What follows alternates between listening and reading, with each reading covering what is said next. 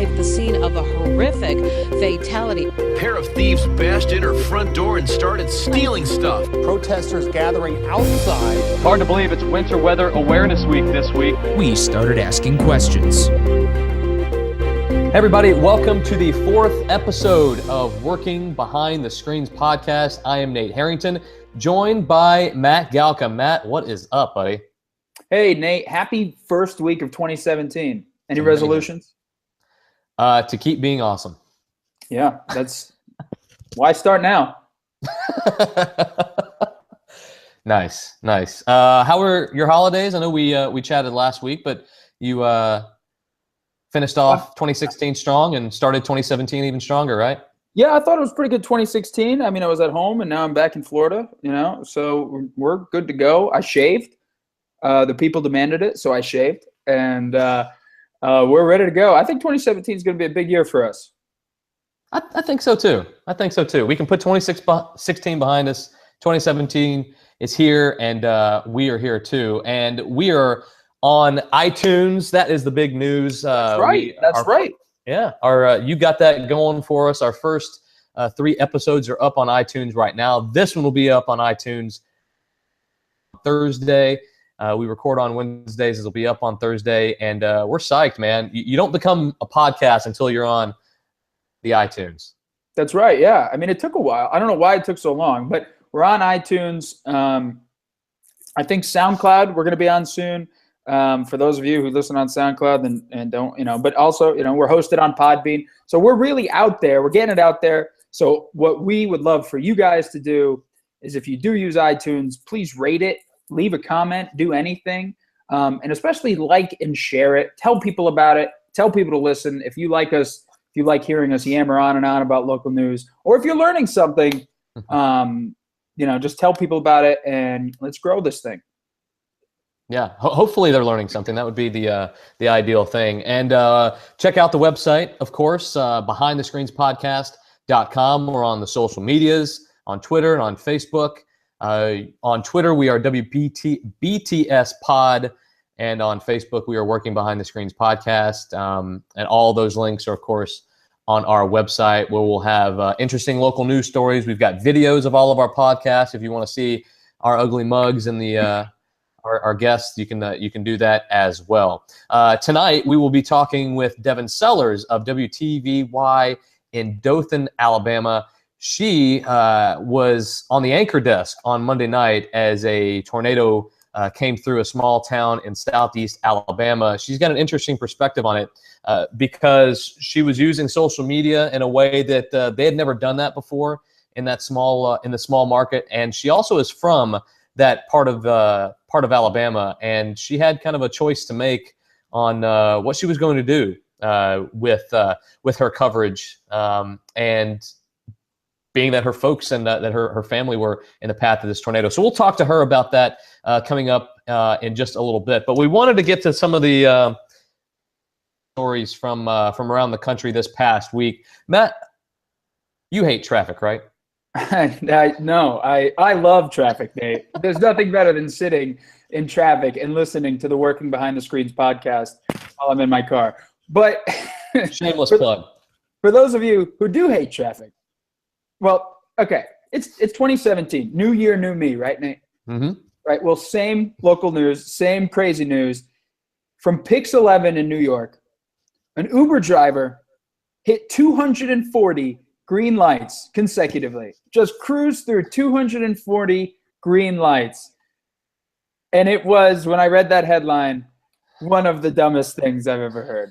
But not because I don't think it's cool. Like, he hit 240 green lights. My question is, at first, when I just read the headline, how do you know? When did you start counting? Why did you start counting? And that all went through my head. It's an interesting story because he's been wanting to do this since 2014.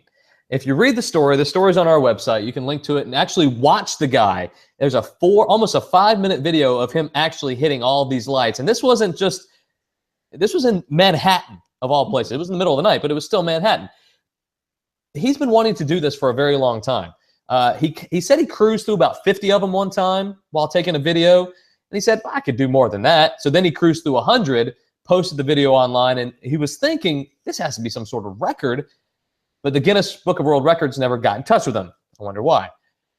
So then he said, okay, this is what I'm going to do. He planned it out.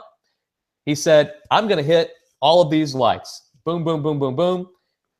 He planned it out. He did it about a month ago, posted the video. It's gone viral. And it's interesting. Did you read, Matt, how he pulled this off? What his strategy was with this? Yeah, so once you click the story, it's cooler. I'll say that. He's quoted as saying, "You just got to make sure to go at a steady pace and time it so you don't have to stop at the right time. The lights switch right after one another."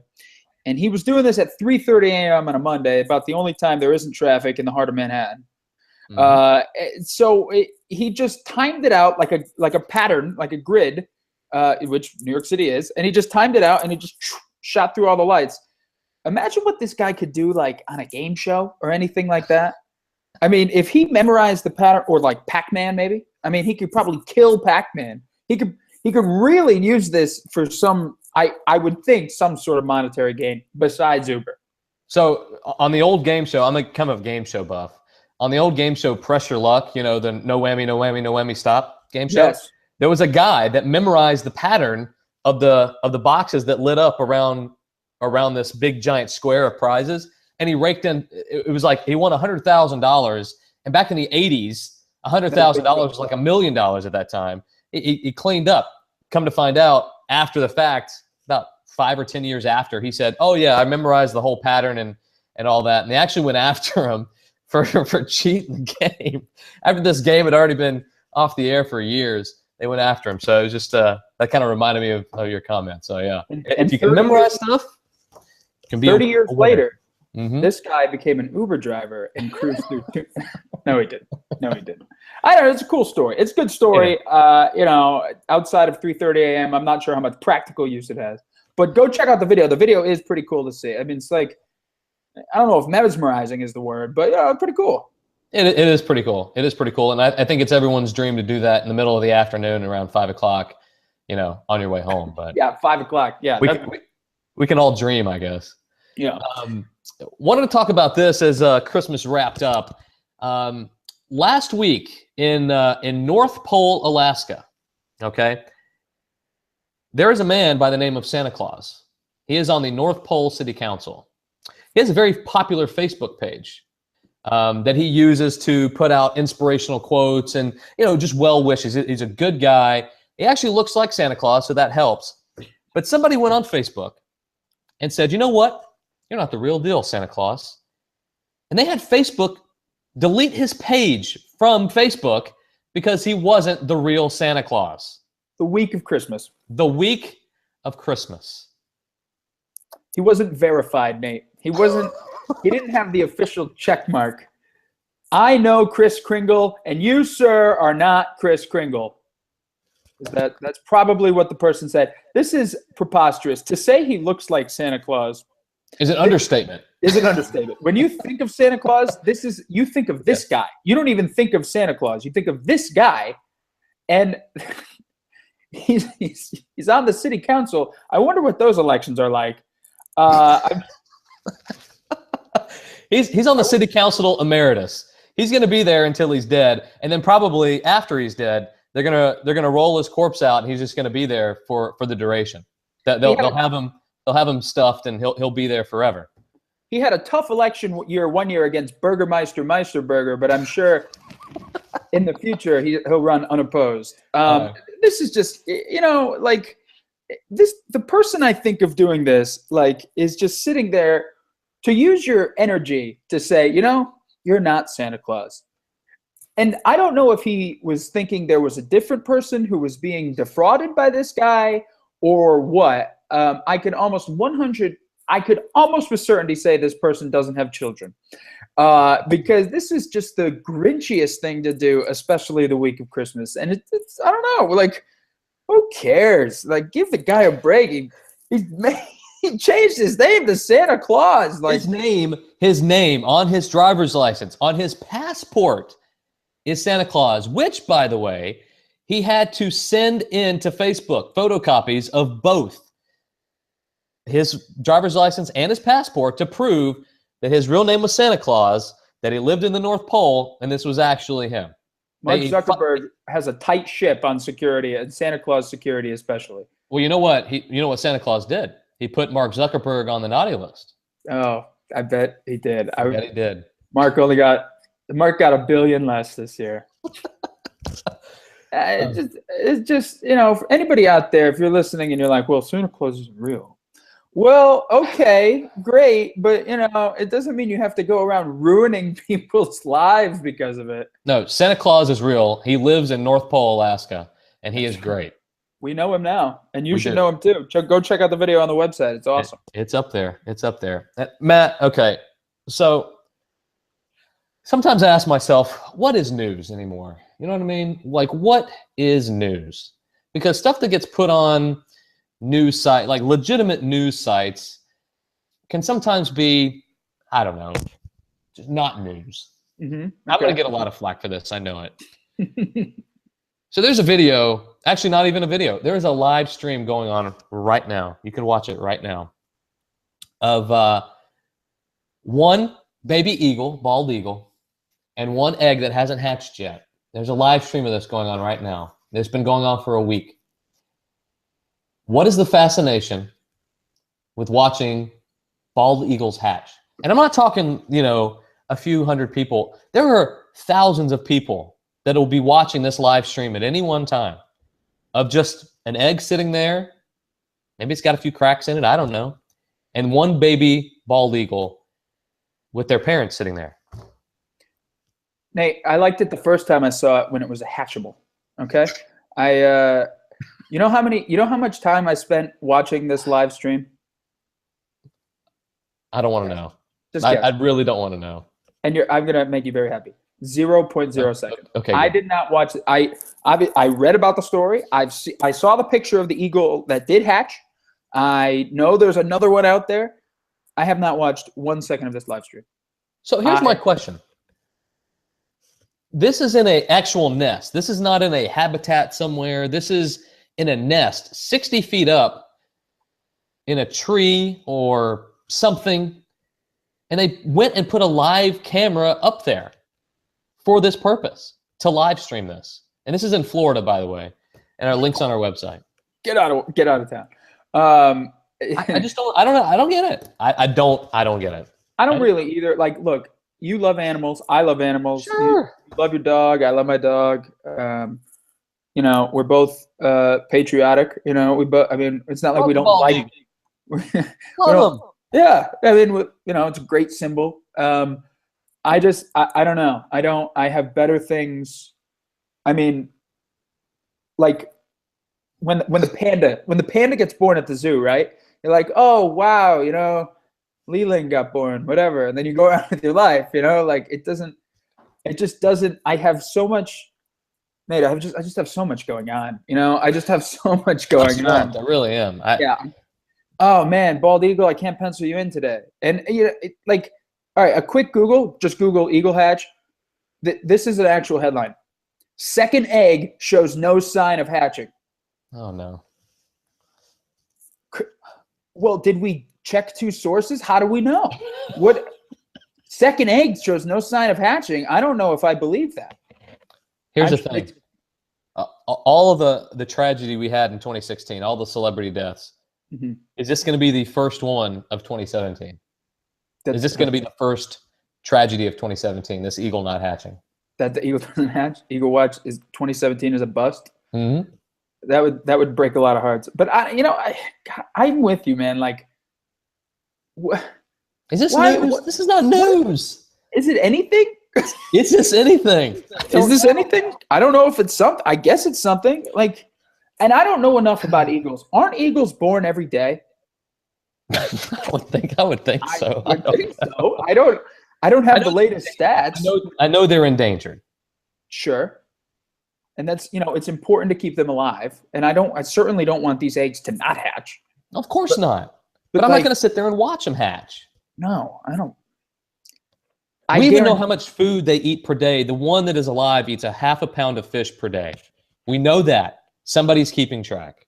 That's half a pound a fish More more than than I've eaten in my life. And this little eagle's like that big. I just don't. I just man. don't care. I hope, great. I can't wait till this is over so I can go. What you mean, talking about this or the actual eagle watch? Yeah, I can't wait until the actual eagle's hatched so I Okay. can see other stuff on my timeline. I just go on with your lives, people. I mean, honestly, I'm sorry. If you think we're eagle haters, tell us about it. But we're not. We like eagles. Love them. So many eagles. Except the Philadelphia Eagles. I love eagles. Oh gosh. Well, if you have by any the way- interesting, what's that? By the way, Nate, I just want to say congratulations to the Florida State University Seminoles to their big Orange Bowl win. Yeah. Look at you, huh?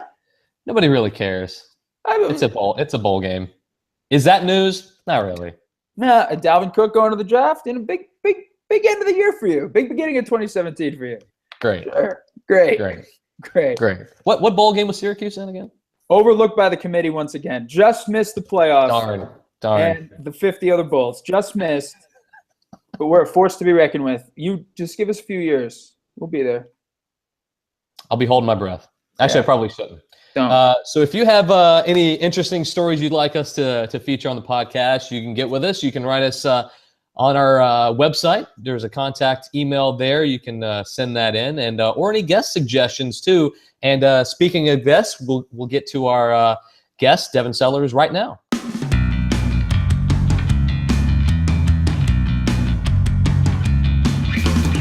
All right, this week we want to welcome in Devin Sellers from WTVY down in Dothan, Alabama. If you're not familiar with that, I am very familiar with Dothan. I spent about 2.5 years of my career there with Devin and the fine folks in Southeast Alabama.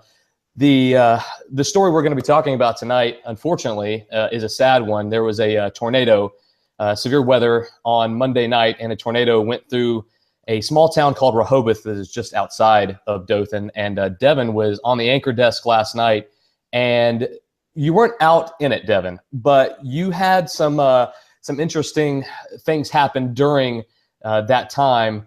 We want to kind of give people what was going on at the time. What was the time frame? What were you doing on the anchor desk on Monday night? Well, we kind of knew there was going to be some severe weather. Obviously, we were under a watch until 10 o'clock, and we had kind of been tracking that storm our meteorologist had from Mobile to Pensacola, where there had been some tornadoes. So in my mind, I knew that I didn't need to go anywhere because we were going to have some severe weather.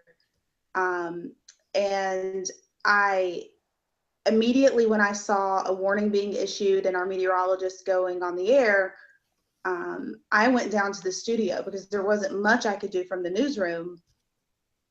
And we only had 2 meteorologists in the studio. We had David Paul, our chief, on the wall, and then Caroline Ritter was kind of manning social media and following the National Weather Service to see what they were doing and issuing warnings and such. So I thought now would be a good time to use Facebook Live. Because of the rural area, Rehoboth is very small. Houston County has, Dothan's the biggest city, but there's just a lot of rural area where that storm was going through. And people depend on satellite or DirecTV, which are not reliable during a storm. Power was going out. And so I just knew from personal experience, being from this area, a lot of times the power and cable will go out and you have no idea what's happening. Warning's been issued, but that's it.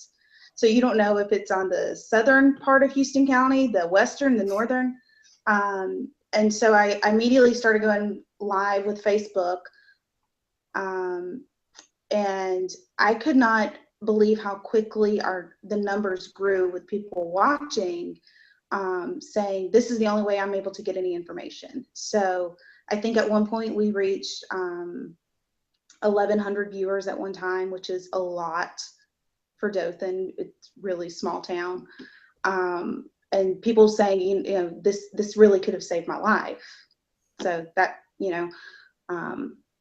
so that's what I personally did, and I'm glad. It's something that I think we're gonna do from now on. Anytime there's any type of severe weather. Now, you just brought up a good point where people were saying, this could have saved my life. These were deadly storms as is. So, do you think?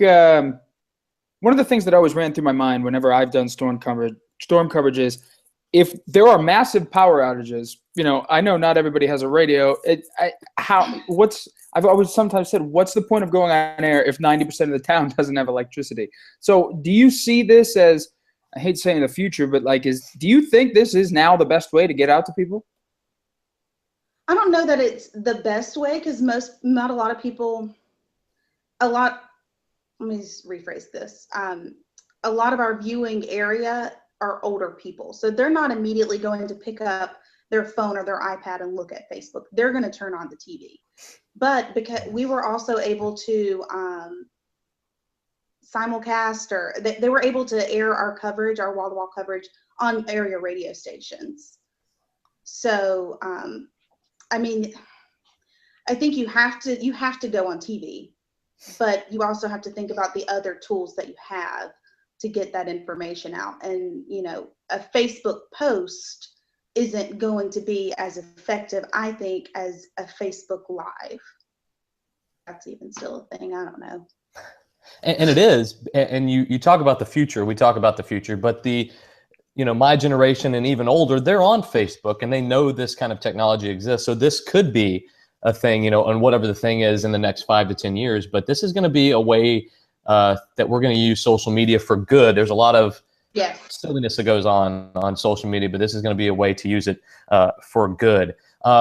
Devin, we were talking earlier, and I'm very familiar with the area. You grew up in that area. While you were on the anchor desk, this storm killed 4 people in Rehoboth. And not knowing this, but knowing the severity and the gravity of the situation, you're on the anchor desk, and this thing is getting very close to where your folks live, your parents live. Oh, yeah. So I'm watching David track this storm, and I'm seeing it in Rehoboth, and he's talking about it near our National Peanut Festival fairgrounds. So that's kind of like the south side of Houston County, and my folks live on the east side, and I'm watching it move, and he's talking about the roads it's passing over, and then it gets into another really much smaller town of Cowarts, where my parents live. And he looks at me and he goes, "You're familiar with this area, right? What road is this, you think?" I said, "Oh, I know exactly what road that is," and I name it and say, "That's where my parents live." I could point it out on a map. I pulled it up on radar so many times just to see why it's raining or where the rain is, at their house. So I know immediately that's them. And then, so I'm worried, but hundreds of people are watching this Facebook Live that I'm holding, so I can't call my parents and make sure they are safe. I'm just hoping that they've, are using their tools and are aware of what's happening, and they were safe, and there's minor tree damage at their house, but they're fine. But so how do you? I had to. So yeah, how do you? I had to make that decision. Yeah. I just had to make the decision. Are my 2 parents more important than the hundreds of people in our community that may be getting, life-saving information with Facebook Live? That's ultimately it. And when I say my folks, not only do my parents live in that area, but my sister, brother-in-law, nephew, they live it's over. My grandparents live across the highway. I literally grew up, my whole family lives in this community. So I'm watching this storm going to all of, crossing very close to all of these people who I love where they live, because I'm, holding a phone with Facebook Live. Storm coverage is always unique in that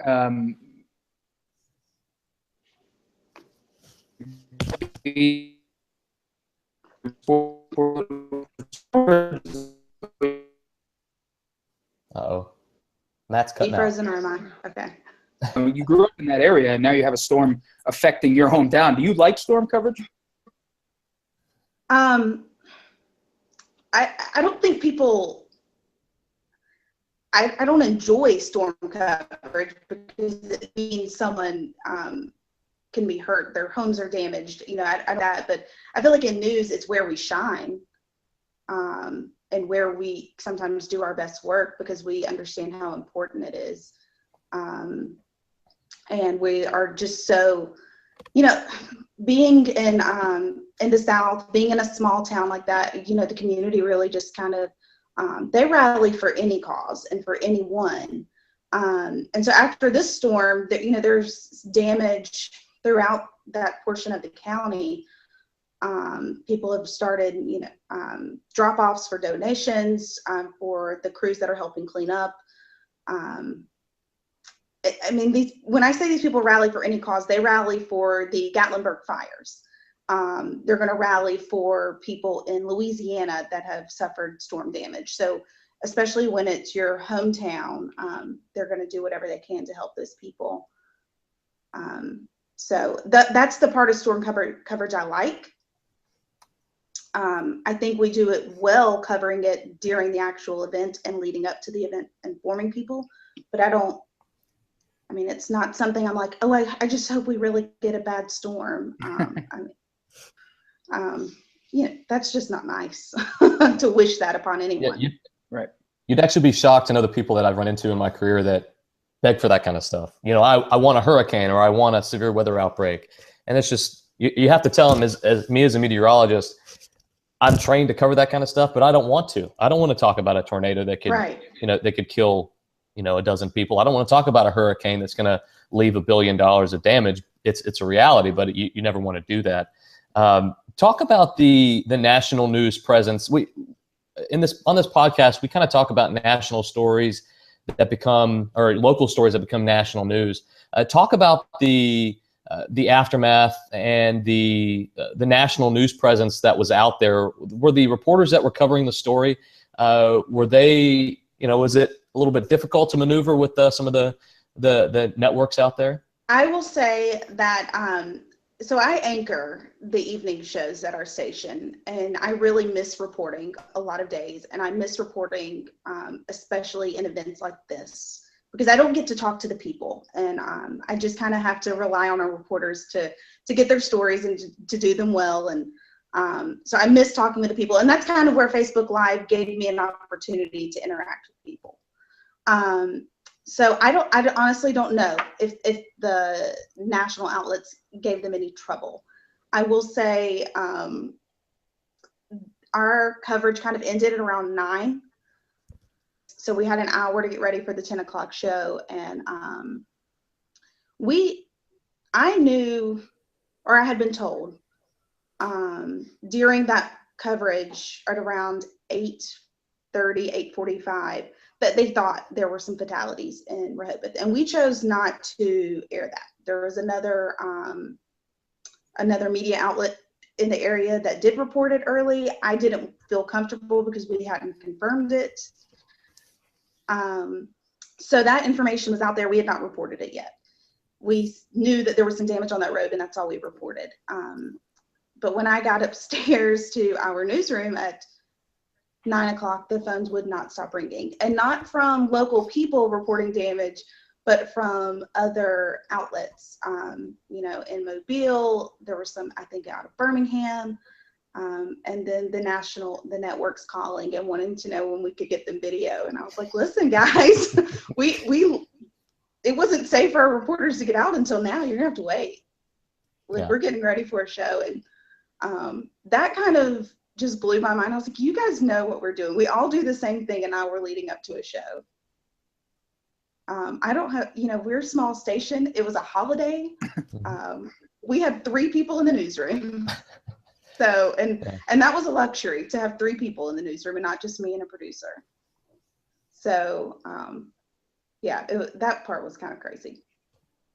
Devin, just to kind of get away from the storm, I guess, you know, you talked about growing up there. Does it mean more because you did grow up there? Does it mean more to report there? I mean, you've been there for a little bit now.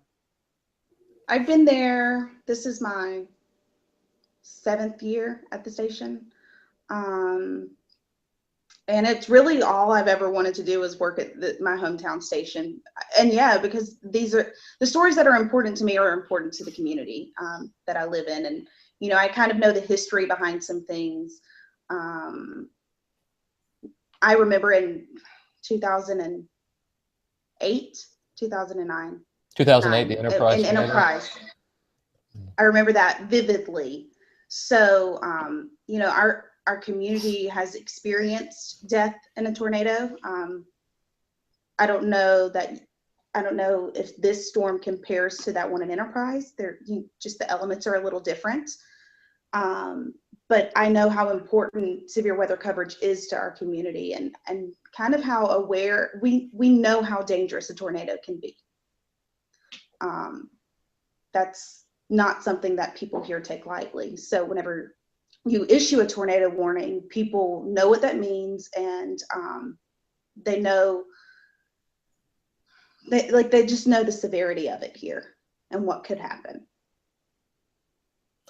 Yeah, and being in that market for 2.5 years, I did my fair share of severe weather coverage, and it was interesting. I was telling Devin this last night. We had a storm that almost made the exact same path, and it was in 2014, the middle of the night. It was 1 o'clock, 2 o'clock in the morning, and I was wall to wall by myself for about an hour, and it made the same path.